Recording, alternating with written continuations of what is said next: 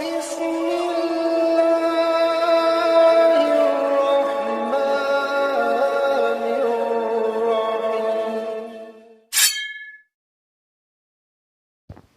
الرحمن الرحيم. Bismillahirrahmanirrahim.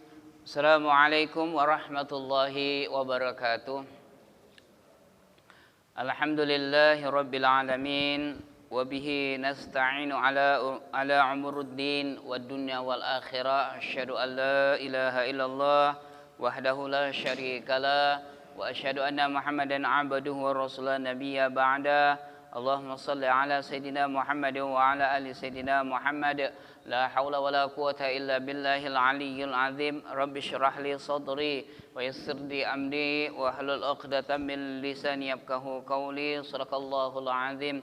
Al-Mukarram, para alim ulama, tokoh agama, tokoh masyarakat, bapak-bapak jamaah salat maghrib yang dimuliakan oleh Allah Subhanahu wa taala, wabil khusus pengurus Masjid Ar-Rahman yang dimuliakan oleh Allah Subhanahu wa taala. Alhamdulillah, segala puji bagi Allah Subhanahu wa taala yang mana pada malam hari ini kita masih ditemukan oleh Allah Subhanahu wa taala sehingga Bapak jamaah solat maghrib bisa sama-sama melaksanakan solat maghrib berjamaah. Kemudian kita lanjutkan dengan ta'lim kajian kitab Rukunan Melayu. Mudah-mudahan kajian pada malam hari ini diridhai oleh Allah Subhanahu wa taala, menjadi wasilah perantaraan kita, pendekatan diri kita kepada Allah Subhanahu wa taala. Dengan mudah-mudahan dengan belajar ini nambah ta'aruf kita kepada Allah, nambah dekat kita kepada Allah Subhanahu wa taala, dan mudah-mudahan dengan ngaji ini jadi wasilah kita kepada Allah untuk bertemu kepada Rasulullah sallallahu alaihi wasallam besok pada hari kiamat.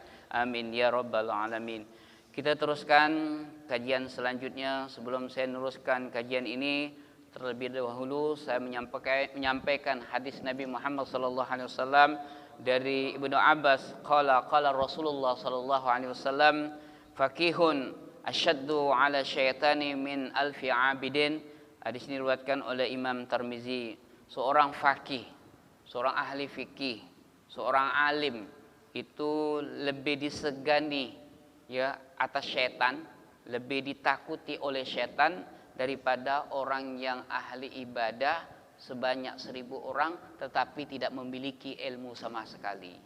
InsyaAllah Pak ya, luar biasa. Dia satu orang alim yang warak, orang alim tapi warak.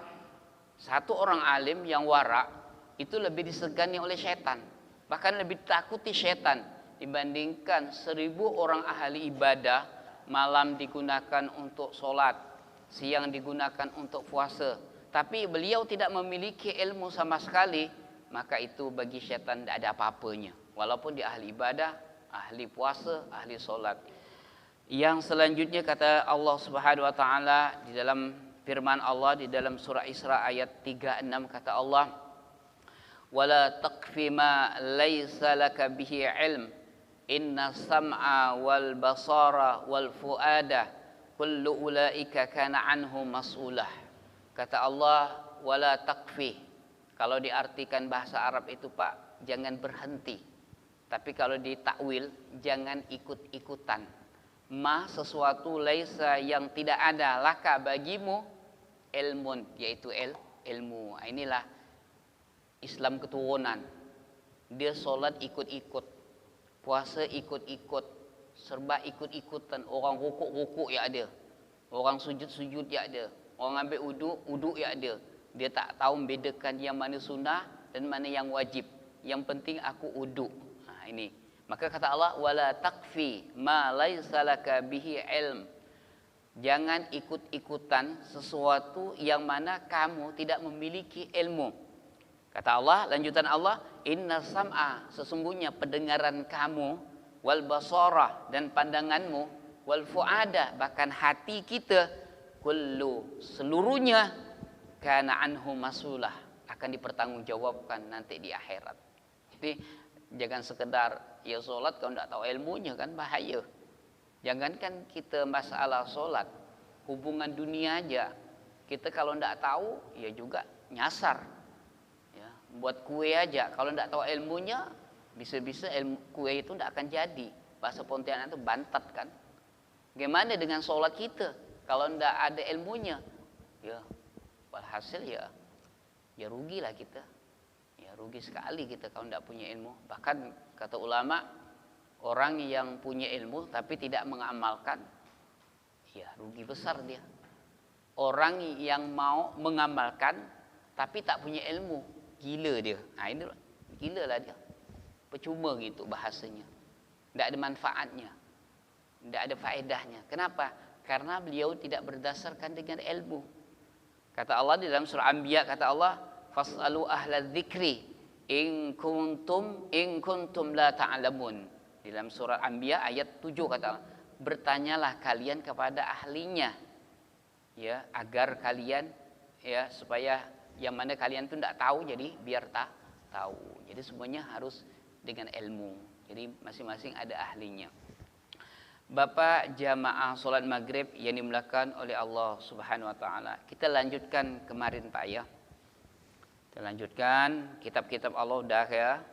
Rasul udah kita bahas kemarin ya, saya ulang aja sedikit. Rasul ini jumlah semuanya atau nabi 124.000 nabi dan rasul. Kemudian di dalam 124.000 itu disaring jadi jumlahnya 315 orang. Di dalam 315 orang yang wajib kita ketahui cuma 25 orang. Di dalam 25 orang itu Pak, ada rasul yang mana beliau ini masalah kesabarannya luar biasa. Ya. Sabar dengan umatnya. Ya, sabar dengan umatnya. Di antaranya yaitu Nabi Nuh, Nabi Ibrahim, Nabi Musa, Nabi Isa, yaitu Rasulullah sallallahu alaihi wasallam. Nah, di dalam 5 ini ada lagi yang lebih hebat lagi, yaitu Nabi Muhammad sallallahu alaihi wasallam. Ada jamaah kemarin itu kan, Pak, pergi ke Palestina itu kan, di Masjid Aqsa daripada Masjid Aqsa kan, yang mana beliau itu kalau udah habis isya udah selesai itu kan Pak, pintunya kan tutup semua kan, orang-orang yang di dalam masjid itu suruh keluar kan. Ada sebagian jamaah dari Indonesia ngomong bahasa Arab lah beliau Pak, ngomong mintalah supaya kasih waktu saya kepada orang yang jaga juru kunci lah ya, tukang pegang kunci Masjid Aqsa kan. Akhirnya bolehlah katanya masuk ke dalam. Beliau dilihat ada batu tuh Pak di dalam, yang mana batu itu tak ada naik tak ada turun ya, tak ada naik tak ada turun, istilahnya tak ada yang turun ke bawah, tak ada yang naik ke atas. Terus batu ini tetap istilahnya melambung gitu, melayang. Di atas ada talinya kan, bawah tak ada mejanya ya, katung-katung lah ya, begini dia ngambang gitu terus dia. Batu ini Pak, waktu Rasulullah Isra Mi'raj, batu ini pingin naik ikut Isra, akhirnya ditegur gitu kan, akhirnya tegur oleh Allah atau ya termasuklah mukjizat dari Rasulullah juga, akhirnya sampai sekarang tuh batunya. Masya Allah, ada dari jamaah tadi itu mencium batu di ya selah-selahan daripada batu tuh, baunya itu luar biasa wanginya. Ya. Tidak pernah beliau mencium wangi ini yang Masya Allah luar biasa dahsyatnya lah. Hanya ngomonglah nih yang jamaah Indonesia nih, apa sih yang wangi ini apa sebenarnya? Jadi yang juru kunci ini ngomong, Pak, bahasa Arab kan, jadi Indonesia kan, wangi ini Pak, dari kecil saya udah memang ada. Jadi apa yang sebenarnya? Yang sebenarnya ketika Rasulullah Shallallahu Alaihi Wasallam Isra wal Mi'raj, tiba-tiba jenggot beliau tuh jatuh sebutik di situ, jatuh ke batu tadi itu, selahan dari selah-selah daripada batu, sampai sekarang lah jenggot satu butik jenggot Rasulullah itu wanginya luar biasa sampai sekarang. Jadi kembali lagi dalam 5 orang tadi itu ada salah satu yang hebat, yaitu Rasulullah Shallallahu Alaihi Wasallam. Itu jenggotnya wanginya luar biasa. Bagaimana keringatnya? Kita lanjutkan di sini, Pak. Sudah selesai ya, Rasulnya sudah. Nanti pembahasan selanjutnya. Yang kelima, wal yaumil akhir, yaumil akhiri. Artinya percaya aku akan hari kemudian. yakni hari kiamat. Kita harus jadi rukun daripada iman ini, harus yakin bahwa ada kehidupan setelah kehidupan dunia, ada kehidupan akhirat.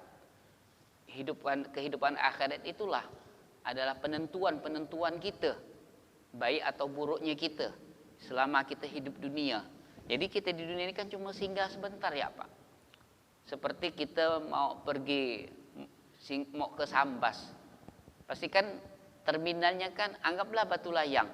Nah, jadi dunia ini seperti batu layang.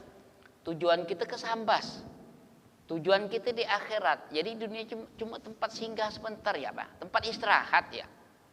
Ya, tempat istirahat untuk menyiapkan bekal kita di akhirat. Jadi kita harus percaya kehidupan dunia, kehidupan akhirat. Yang keenam, wal qadari khairihi wa syarrihi minallah ta'ala, artinya percaya aku akan di sini untung, baik dan jahat datang dari Allah Subhanahu wa taala. Saya ulang lagi Pak ya. Ya, jadi yang keenam ini ya, yang keenam wa qadari khairihi wa syarrihi minallah ta'ala, artinya percaya aku akan untung baik dan jahat datang dari Allah. Jadi kita harus yakini ketentuan yang telah terjadi maupun yang akan terjadi, baik atau buruk, semuanya hakikatnya dari Allah. Semuanya dari Allah. Kita keluar dari masjid, tiba-tiba kita tersandung dengan batu, jatuhlah kita. Ya udah, emang udah ketentuan Allah. Baik, buruk, memang buruk itu. Tinggal kita nerima. Ikhlas enggak kita? Sabar enggak kita? Ketika kita enggak sabar, ketika kita enggak nerima, artinya kita enggak mengimani ketentuan Allah yang buruk ketika kita keluar dari masjid, yang mana kita jatuh. Enggak nerima kita. Loh, ngapa pula aku jatuh lah? Marahlah kita, makilah kita. Ah, ini orang tidak yakin ketentuan Allah yang buruk. Dia orang sekarang ini kan yang baik ya mau diterima. Yakin dia, oh ini baik dari Allah. Buruknya tak mau nerima dia. Begitu juga kita Pak, naik sepeda motor. Tiba-tiba motor kita ini kempis. Udah. Kemarin kan udah kita bahas. Minallah ilallah. Ketika baik yang datang kepada kita, minallah. Ketika buruk itu datang kepada kita, ilallah. Kembalikan kepada Allah. Habis masalah.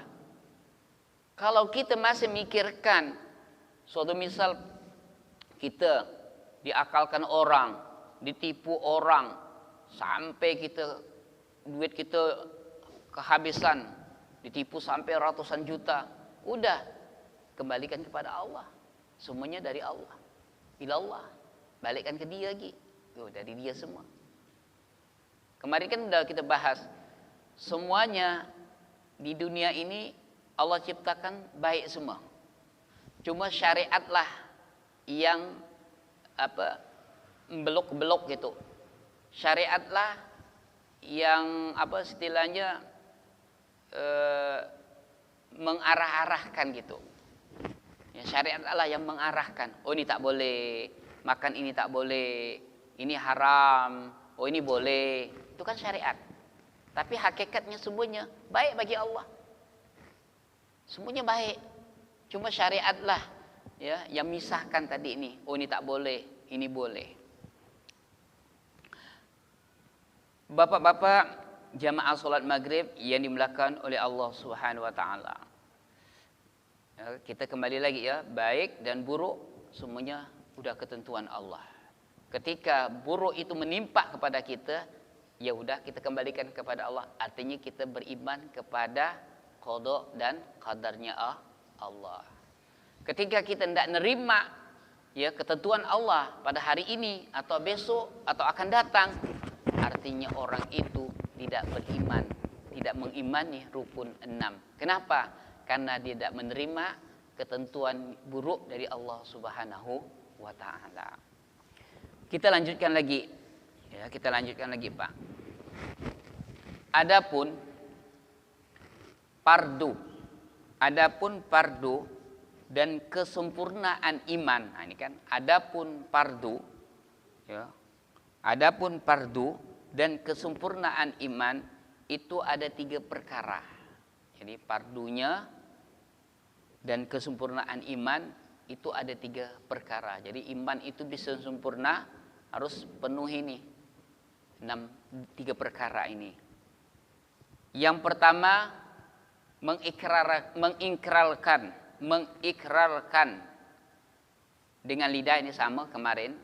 Ya, kesempurnaan iman itu kita mengikrarkan, mengucapkan, ya, mengucapkan dengan lidah, yaitu syahadatain. Yang kedua mentasdikkan. Ini kemarin sama dengan kemarin ini, mentasdikkan, membenarkan, ya, apa yang kita ucapkan. Asyhadu an la ilaha illallah wa asyhadu anna Muhammadan abduhu wa rasuluh. Itu kita benarkan, diucapkan, dibenarkan.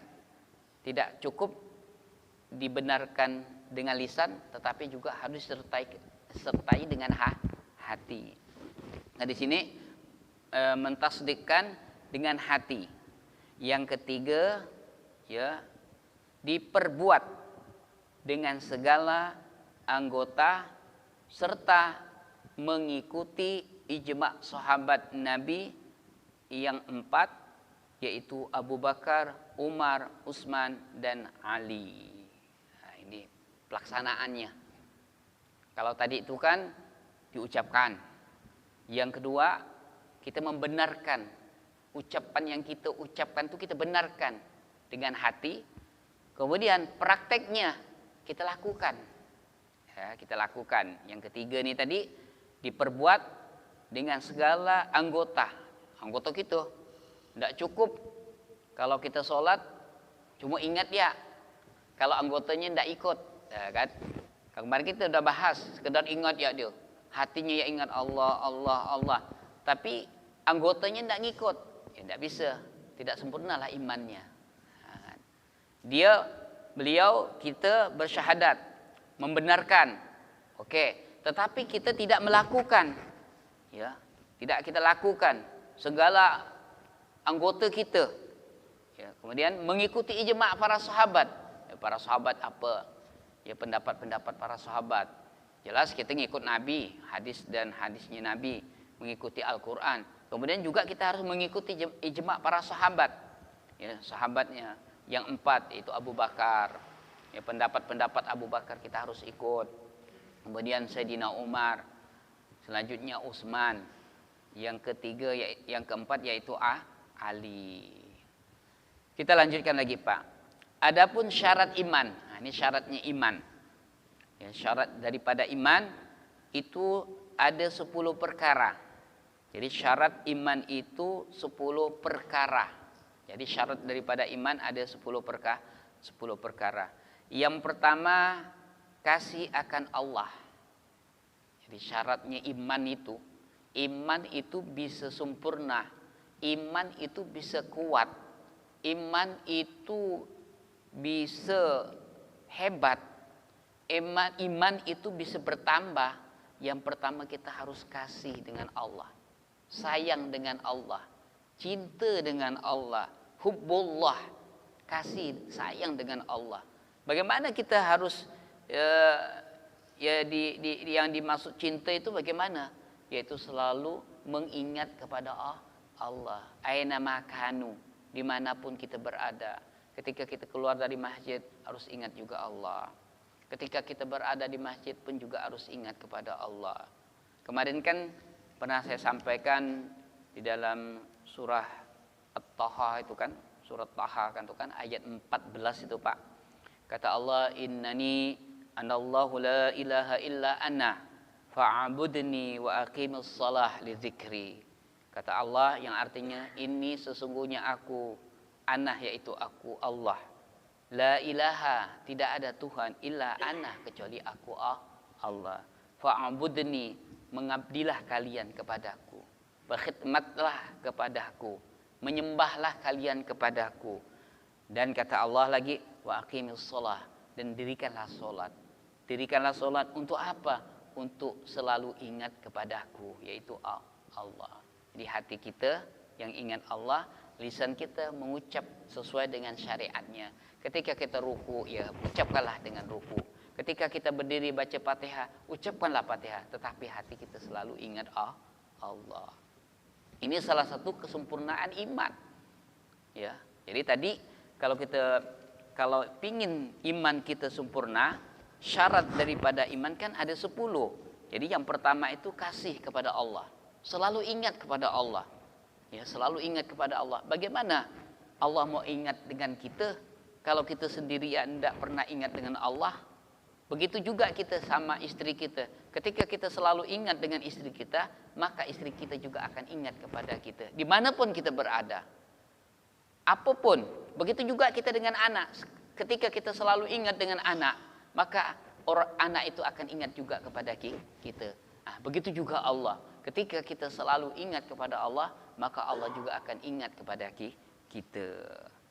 Ya. Itu yang pertama. Yang kedua, kasih akan segala malaikat. Senang dengan malaikat. Cinta dengan malaikatnya Allah Subhanahu wa ta'ala. Ya, kita harus cinta dengan malaikat. Ya, kasih akan malaikat. Cintanya kita dengan malaikat ini kan gini, Pak. Ya. Kalau kita cinta dengan Allah kan selalu ingat kepada Allah. Kalau kita cinta dengan malaikat, kita ketika kita berada dimanapun, ya, kita harus yakin bahwa bersamaan dengan kita adalah malaikat. Setiap kita melakukan keburukan, pasti ada yang mencatat, yaitu malaikat. Ketika kita melakukan kebaikan pun juga akan dicatat para malaikat.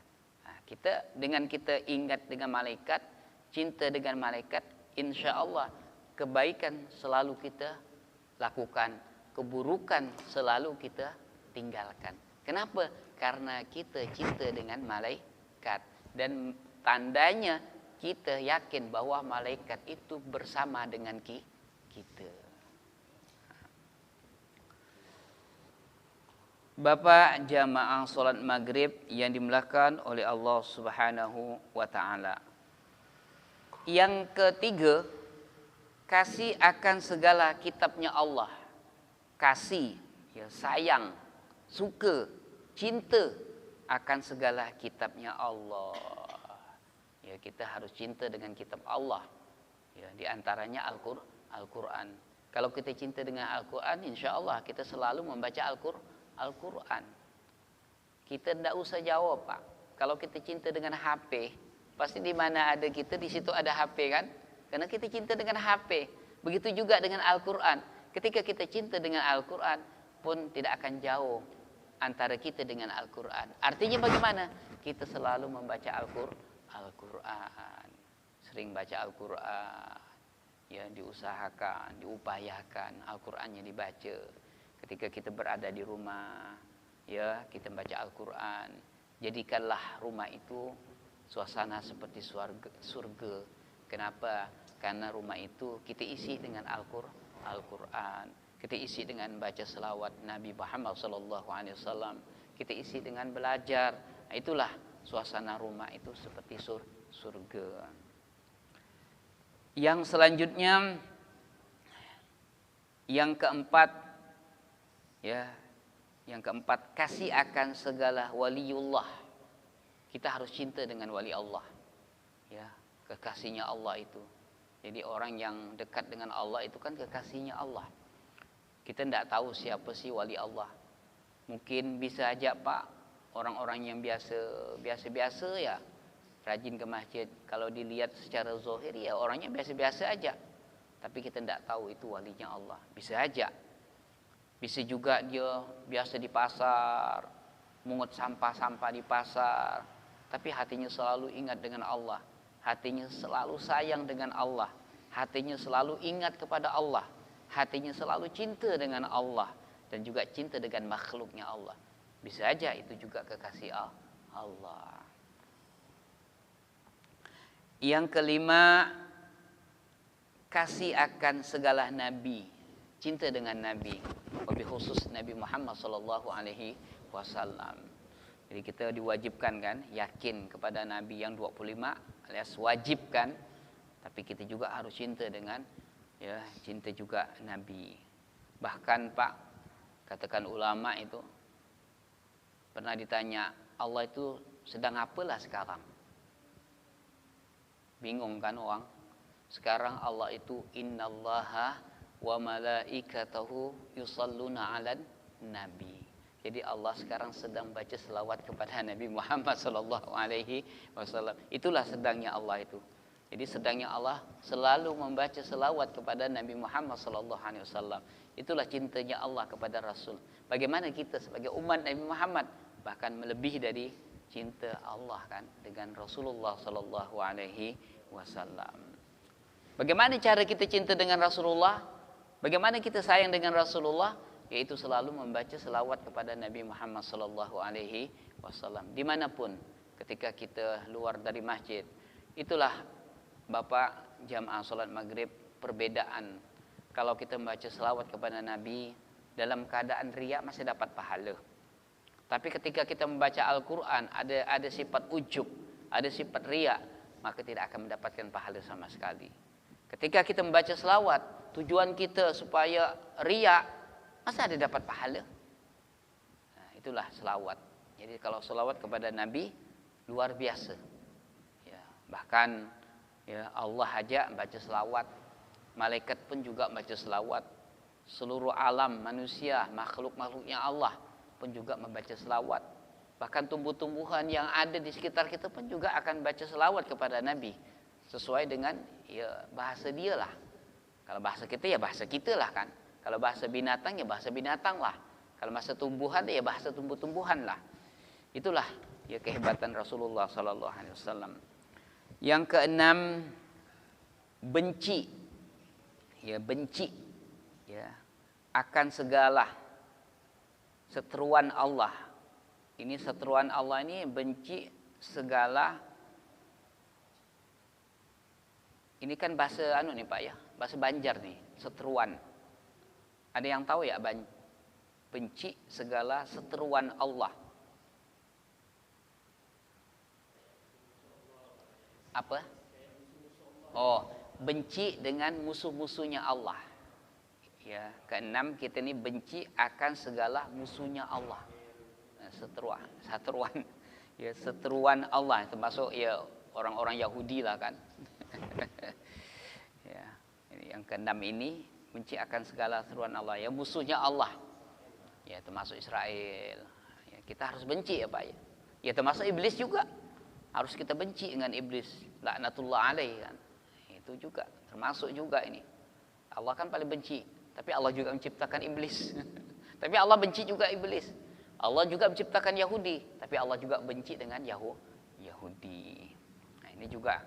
Yang ketujuh, takut akan azab Allah. Kita harus takut ya Pak ya dengan azabnya Allah, siksaannya Allah. Ya, kehidupan dunia aja kita kan ya andai kata bumi ini dibalikkan oleh Allah, diputar oleh Allah, ya udah kita udah takut dah. Bagaimana azab di akhirat? Tidak usah di akhirat, dikubur aja. Bahkan dikatakan Nabi itu dalam hadisnya sekali pukul aja itu 7 lapis bumi Pak, manusia itu. Kalau dipangkung ya tuh, itu 7 lapis bumi. Ya, 7 lapis bumi. Dahsyatnya kan. Itu baru di dalam perut bumi, baru di kuburan. Bagaimana di akhirat nanti? Ya. Jangankan di nerakanya, pinggiran neraka ya udah panasnya luar biasa. Ya. Jadi kalau kita ingkar dengan azab Allah, otomatis orang itu udah lemah imannya. Jadi kita tidak boleh ingkar ya azab daripada Allah Subhanahu wa taala. Kita harus meyakini bahwa ya azab Allah itu ya akan terjadi, baik di dunia pun tidak mustahil. Ketika orang itu diazab oleh Allah di dunia, itu bagi orang-orang kafir. Ya, kalau kita dicoba oleh Allah di dunia, ya itu cobaan. Kita dikasih peringatan oleh Allah. Itu bukan azab, cuma peringatan. Tapi kalau untuk orang kafir, orang yang tidak beriman, itulah azab, siksaan di dunia, apalagi di akhirat. Yang kedelapan, ini syarat daripada iman, ya, mengharap akan rahmatnya Allah, ya, akan rahmatnya Allah. Jadi rahmat ini kan kasih sayang Allah, Pak. Pernah saya sampaikan, kita di dunia ini, harapan kita nih Pak, kan harapan kita kan mendapatkan rahmat Allah. Pernah diceritakan di dalam hadis Qudsi itu, hadis Nabi diriwayatkan oleh Bukhari Muslim. Ada orang Bani Israel zaman-zaman Nabi Musa. Beliau ibadahnya itu kan sampai 600 tahun Pak. Ibadahnya sampai 600 tahun. Itu dijelaskan di dalam kitab Riyadhus Shalihin juga. Dia ibadah sampai 600 tahun bahkan 500 tahun. Ya. Tiba-tiba beliau ini kan dimasukkan oleh Allah neraka. Ya. Karena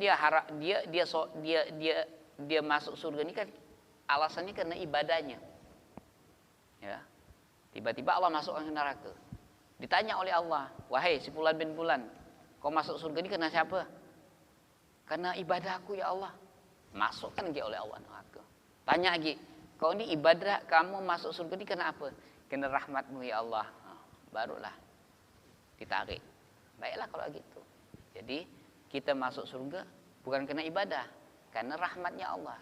Nah, untuk mendapatkan rahmatnya Allah ya harus ibadah. Jalankan perintahnya. Ya perintahnya apalah? Pokok segala perintahnya harus kita laksanakan. Sehingga kita akan mendapatkan rahmatnya Allah. Tanpa rahmat Allah, walaupun kita ibadahnya hebat, tidak akan masuk surga. Ya, orang masuk surga pun kena rahmatnya Allah juga. Ya, rahmatnya Allah. Kena kasih sayangnya Allah.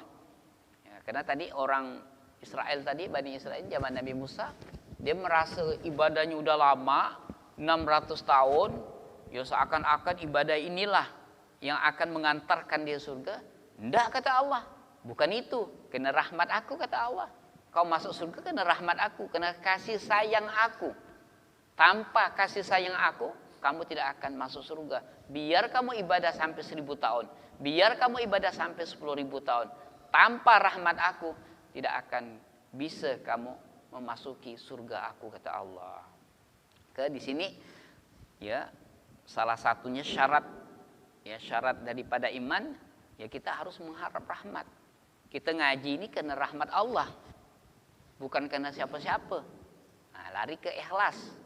Ikhlas itu ketika kita ibadah karena Allah.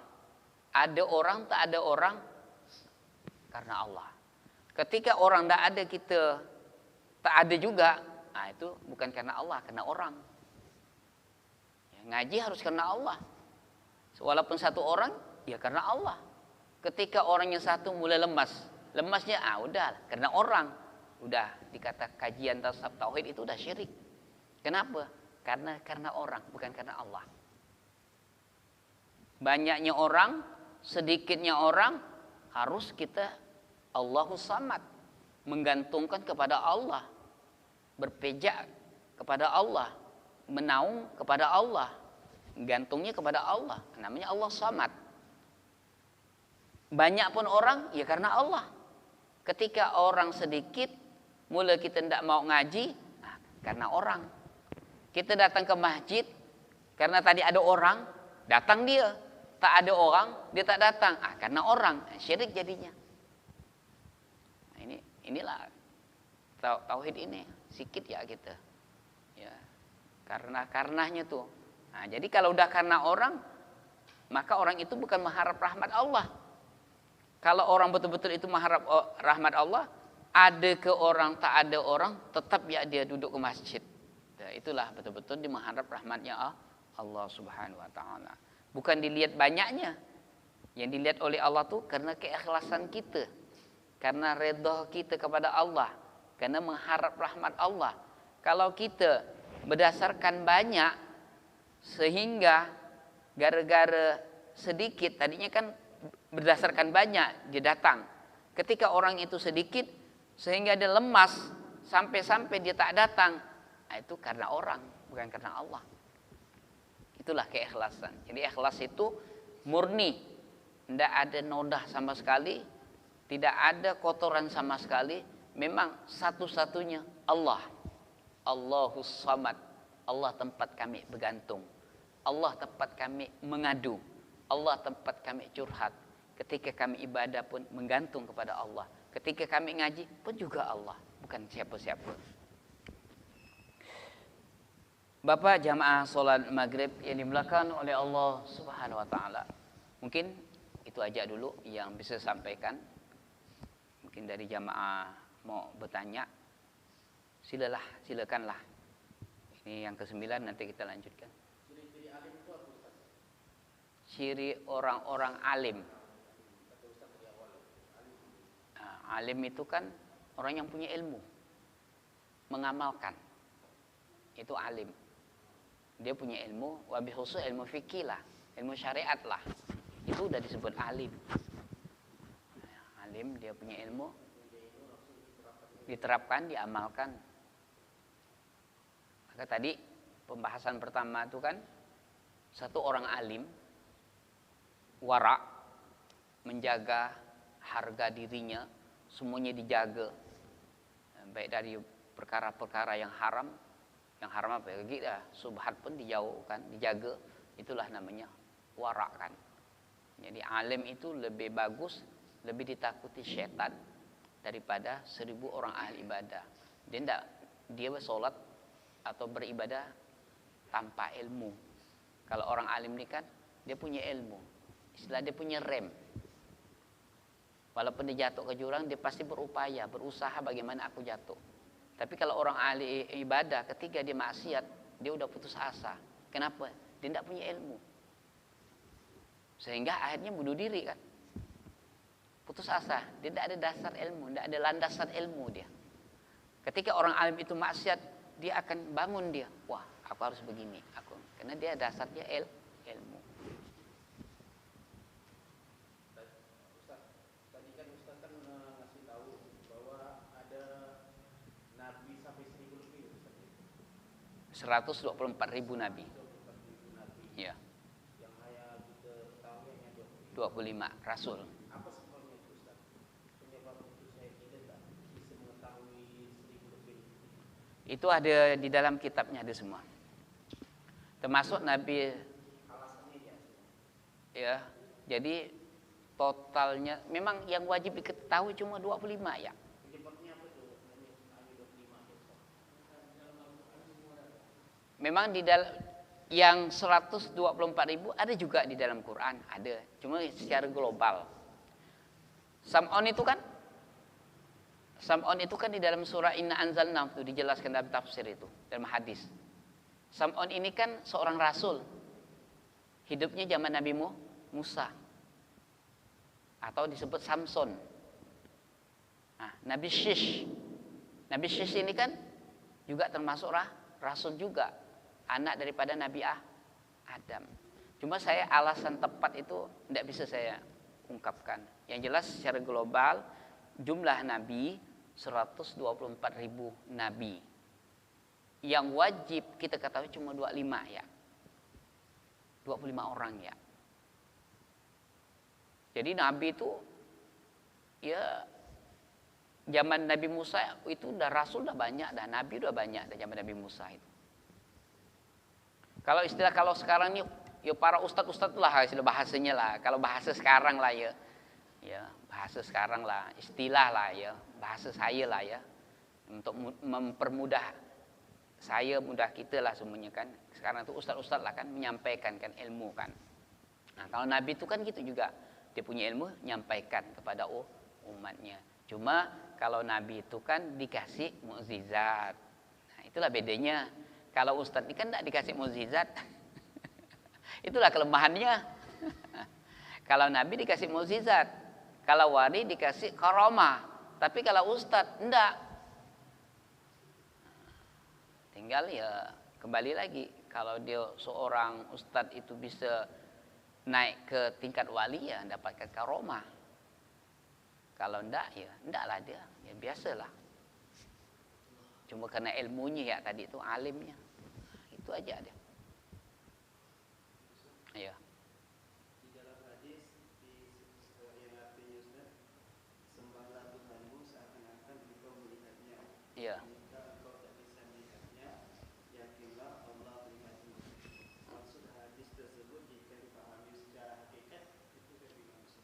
Jadi begini, kalau secara hakikat, kita ini kan ibadah kan. Seakan-akan kita melihat Allah. Itu artinya kalau hakikatnya musyahadah. Kita menyaksikan Allah ketika kita ibadah, tapi penyaksian di sini adalah melihat dengan hati, dengan hati. Bukan mata. Karena mata tidak mampu nengok Allah. Dengan hati inilah yang bisa melihat Allah. Ketika ibadah dia melihat Allah. Dengan apa? Dengan hati dia. Kenapa dia bisa melihat? Karena selalu ingat Allah. Kalau dia sudah cinta dengan Allah, Allah pun juga cinta dengan dia. Ketika dia selalu ingat Allah, maka Allah pun juga ingat dia. Kalau sudah ingat, maka Allah akan menampakkan, musyahadahkan. Dengan apa? Yaitu dengan hatinya. Jadi hatinya lah bisa melihat Allah. Kemudian ketika diibadah, seakan-akan dia ibadah, seakan-akan tadi kan kita yang nengok Allah kan, seakan-akan Allah lah yang nengok kita ibadah. Itu diartikan muqarabah. Hakikatnya yaitu dia dekat dengan Allah. Kalau tadi kan dia ibadah seakan-akan dia melihat Allah, artinya musyahadah, penyaksian antara kita nih manusia nih dengan Allah. Artinya dia melihat Allah dengan apa? Bukan dengan mata, tapi dengan hati. Terus yang kedua, dia ibadah seakan-akan, ya, seakan-akan Allah lah yang melihat dia. Hakikatnya dia dekat dengan Allah.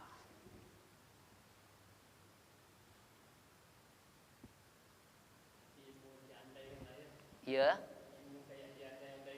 Oh ya, ka'annaka itu kan, seakan-akan.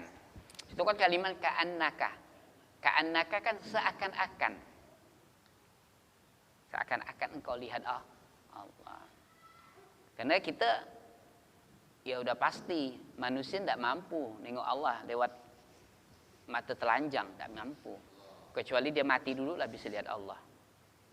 Maka Nabi Musa itu kan dia pingin nengok Allah kan, dipinsankan oleh Allah, matikan dulu baru dia bisa lihat Allah. Kalau tidak dimatikan dia tak bisa lihat Allah. Nah, kalau mau nengok Allah ya mati dulu lah.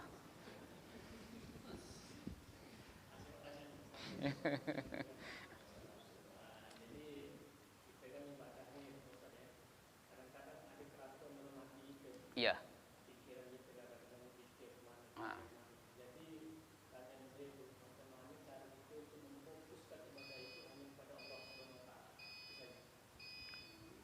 Memang semuanya dengan proses. Tidak semudahnya. Yang penting ikhtiar sudah pastikan. Yang kedua selalu doa. Memang itu betul-betul pemberian Allah, fadilah, anugerah. Itu betul-betul anugerah. Makanya bagaimana kita bisa kayak gitu? Selalu ingat Allah, zikir terus, zikir. Nanti Allah yang kasih. Zikir terus. Ya macam-macam kan zikir kan, selawat, baca Al-Quran dan seterusnya. Nah, dengan zikir itulah nanti Allah yang ngasih. Yang kan disebut anugerah. Kalau udah Allah ngasih, kecil. Nah, kayak Rasulullah itu kan Allah yang ngasih, bukan Nabi yang minta.